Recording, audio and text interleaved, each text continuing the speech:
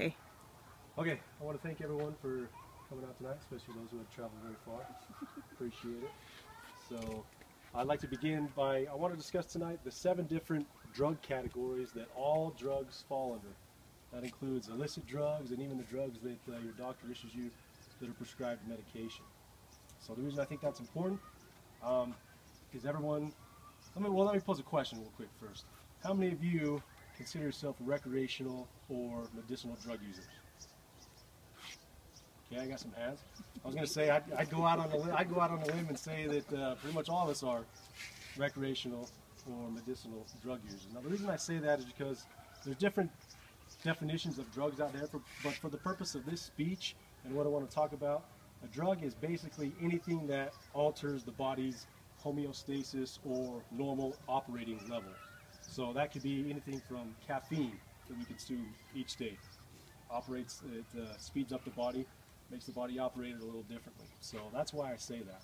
But there's 7 different categories out there. The first one that I want to start off with is a CNS depressant. Now CNS stands for Central Nervous System, and so a depressant.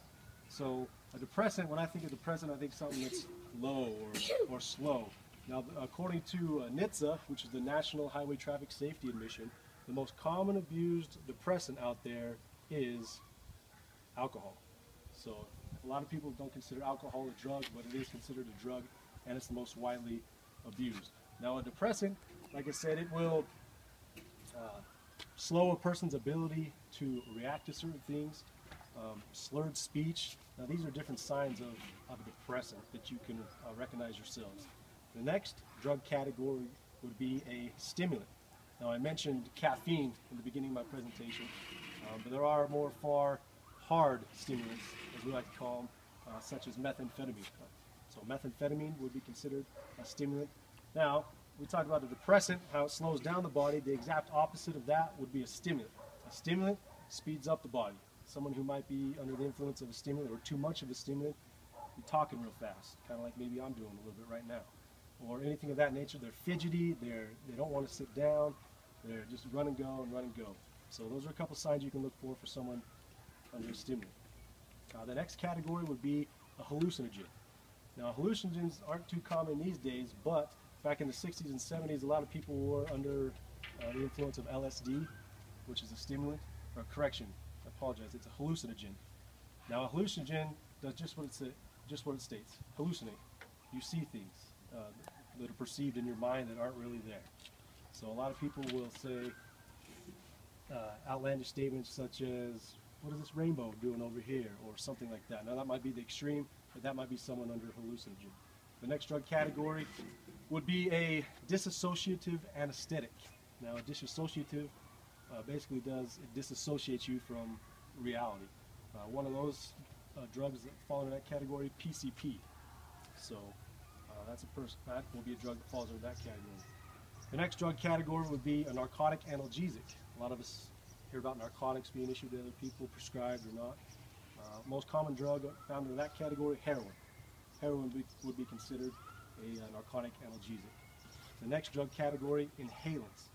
Now a lot of people don't think inhalant would be fall under drug category, but an inhalant would. Now certain drugs that fall under these are ones that might be abused. You can go to the local store and get glue, paint, anything of that nature, and you can abuse it and inhale those fumes, and it becomes a drug because you abused it, and then it throws your body out of whack. The last drug category, and pretty popular nowadays, is cannabis. THC, marijuana, things of that nature. So it's becoming legalized a lot in a couple different states, but it does have an effect on the body. Someone under the influence of cannabis can slow down their reaction time or perception. It might even incite paranoia in that individual. So I've talked a little bit today about the 7 different drug categories, and the reason I bring that up is because, as most of us raised our hand in the beginning, everyone uses drugs at one point or another, whether they're prescribed or whether they're illegal. So it's important for us to be able to recognize maybe what categories those drugs all fall under, so that as we're going about our regular day or in our family duties or things of that nature, we might be able to recognize someone who might be under the influence of those type of drugs. So with that being said, who wants to go start using? No. See? One. A lot less hands this time. But we talked about the 7 different drug categories, and I related to how it might benefit you all. I appreciate you coming out tonight, listening to me speak. And with that being said, have a good night.